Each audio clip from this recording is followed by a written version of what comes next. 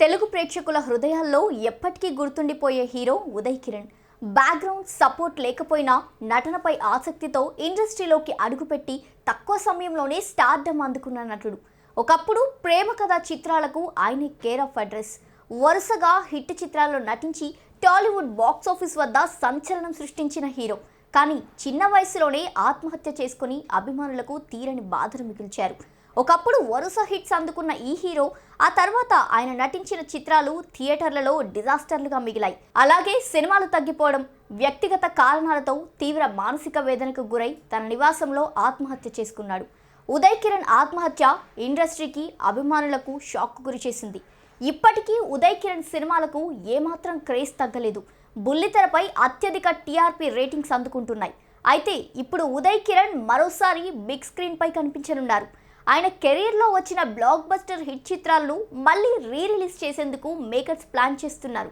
ఇప్పటికే టాలీవుడ్ ఇండస్ట్రీకి release trend super డూపర్గా కొనసాగుతున్న సంగతి తెలిసిందే. భారీ బడ్జెట్ చిత్రాల నుంచి ఒకప్పుడు డిజాస్టర్ అయిన సినిమాలను మరోసారి ఆడియన్స్ ముందుకు తీసుకొస్తున్నారు.